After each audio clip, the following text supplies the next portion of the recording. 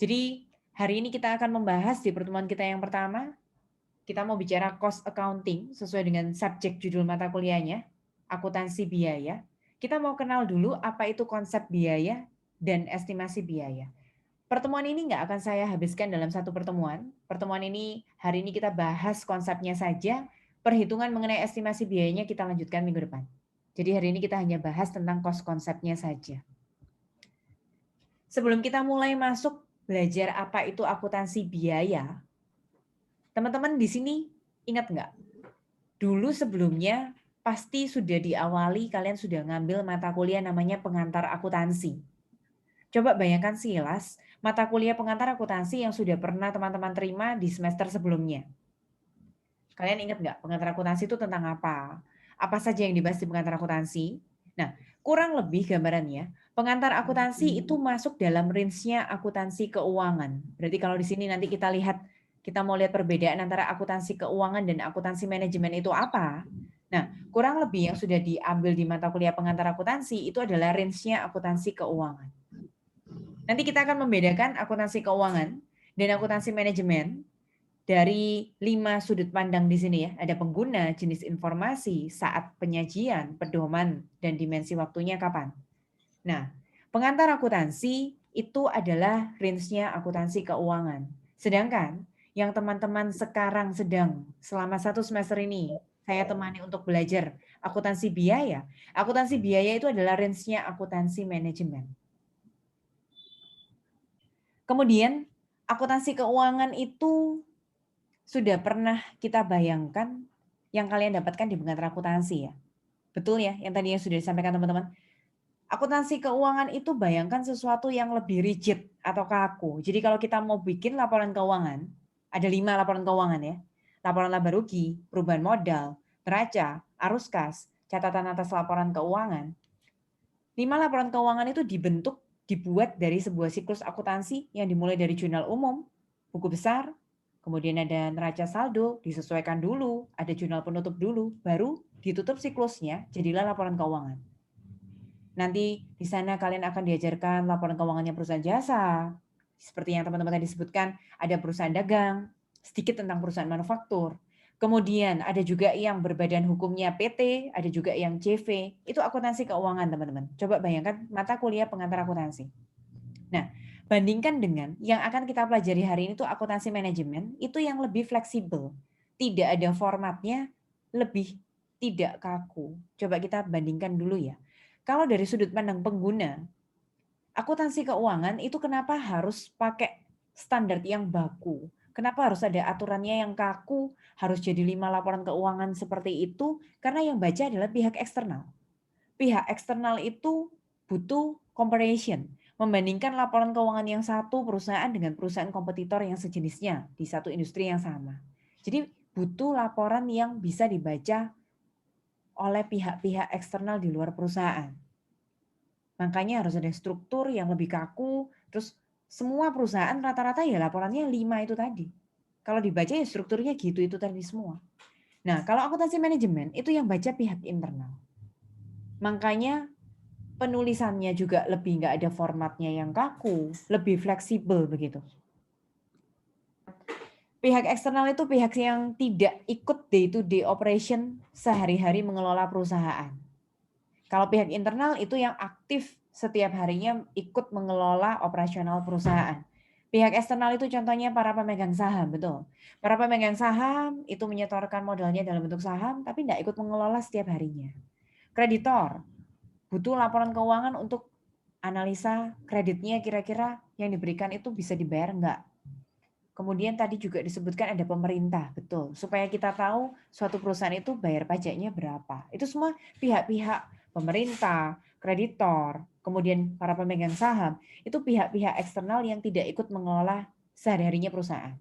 Nah, kalau pihak internal itu mulai dari jajaran staff, supervisor, manajer, direktur, itu setiap harinya ikut memang dia yang aktif mengelola perusahaan. Jadi dia disebut dengan pihak internal perusahaan. Dari jenis informasi yang dibutuhkan sudah teman-teman bantu jelaskan tadi.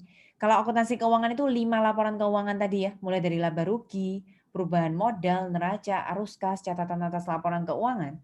Kalau akuntansi manajemen itu jenis informasinya tidak kaku yang ada 5 itu saja. Bisa nanti kalau misalnya ingin mengetahui efektivitas kegiatan promosi, ya berarti nanti dinilai kinerja atau bagian divisi marketing saja. Kalau nanti ingin tahu cost biaya dalam membuat suatu produk, berarti yang dinilai adalah kinerja unit atau divisi bagian pabrik produksi saja, misalnya begitu. Saat penyajian informasi, kalau akuntansi keuangan harus ada range tetapnya ya. Mau tahunan, setahun sekali, mau semesteran, setahun 2 kali, mau quarterly atau setiap 3 bulan sekali, 1 tahun 4 kali, itu ada suatu periode waktu yang ditentukannya. Ada standarnya. Kalau akuntansi manajemen, kapanpun. Kalau misalnya butuh ingin tahu efektivitas kegiatan promosi yang dilakukan marketing minggu depan, ya minggu depan bikin laporan keuangan. Kalau bulan depan nggak butuh, ya nggak bikin lagi. Kalau tiba-tiba 3 bulannya butuh, ya tiba-tiba bikin lagi. Kemudian tadi saya bicara tentang bagaimana menghitung suatu biaya produksi suatu benda yang kita jual. Kalau misalnya butuh hari ini, ya hari ini harus siap. Kalau besoknya butuh menaikkan harga atau menurunkan harga, harus ada suatu keputusan, ya harus bikin lagi saat itu juga, ya bikin lagi besoknya. Kira-kira begitu. Kemudian di sini, akuntansi keuangan itu ada standar kaku, kalau di Indonesia namanya PSAK, Pedoman Standar Akuntansi Keuangan. Di sana diatur ya, apa yang harus didebit, apa yang harus dikredit, apa prinsip yang berlaku, gimana cara nyatetnya, gimana cara jurnalnya begitu. Tapi kalau akuntansi manajemen tidak ada standarnya. Jadi lebih ke arah bukan jurnal teman-teman, tapi lebih ke arah nanti kayak step by step, suatu cara, suatu rumus begitu kalau akuntansi manajemen. Dimensi pelaporannya kalau akuntansi keuangan itu historis ya. Kejadiannya sudah terjadi dulu, masa lalu baru kita catat. Kalau akuntansi manajemen itu kadang kita memprediksikan hal yang belum terjadi. Misalnya kita bikin anggaran buat tahun depan. Nah, tahun depannya kan belum berjalan, tapi kita sudah buat persiapan anggarannya untuk tahun depan. Kira-kira seperti itu. Apa itu akuntansi biaya? Jadi dalam range-nya akuntansi manajemen tadi, salah satunya mata kuliah yang kita pelajari semester ini, namanya akuntansi biaya, cost accounting. Accounting, akuntansi, cost, biaya. Berarti kita harus melihat definisinya satu kata demi satu kata ya. Akuntansi itu apa, biaya itu apa. Definisinya akuntansi itu mencatat, mengklasifikasi, dan meringkas. Jadi kita punya sebuah siklus, kita nanti punya dokumen sumber gitu ya, untuk kita mencatat nilainya berapa, kita klasifikasikan itu apa, terus kita ringkas dalam bentuk laporan. Nah, karena ini akuntansi biaya, berarti yang kita fokuskan lebih dalam lagi ya kita bicara tentang cost atau biaya. Contohnya, menentukan harga pokok produksi barang atau jasa, kemudian melakukan perencanaan, pengendalian, terus kita butuh manajemennya itu butuh informasi apa kita sediakan, tujuan strategisnya apa. Nah, ini tujuan-tujuan kita melakukan akuntansi biaya. Prosesnya seperti apa? Kenapa namanya akuntansi? Kemudian yang dicatat adalah fokusnya biaya. Kita pelajari dulu ya, apa itu biaya. Kalau definisi akuntansi sama kayak pengantar akuntansi ya, mencatat, mengklasifikasi, meringkas itu tadi. Nah, kita akan lebih dalam ngurusin tentang apa sih fokus biayanya itu tadi. Biaya atau di sini kita sebut dengan cost itu muncul karena perusahaan mengkonsumsi sumber daya. Jadi karena ada consume resource, karena ada mengkonsumsi sumber daya yang digunakan untuk tujuan tertentu, pasti nantinya akan muncul biaya atau cost. Sebelum kita bahas lebih dalam apa itu biaya itu tadi, kalian harus bisa membedakan antara kata-kata biaya sama kata-kata beban. Kalau dulu waktu di bangku SMA, mungkin salah ngomong biaya gaji, beban gaji terhadap kas, waktu kita bikin jurnal pembayaran gaji nggak akan jadi masalah ya. Biaya gaji atau beban gaji itu dianggap sebagai suatu istilah yang sama. Tapi kalau kita sudah di bangku kuliah, kalau kita mau bicara biaya sama beban itu beda teman-teman.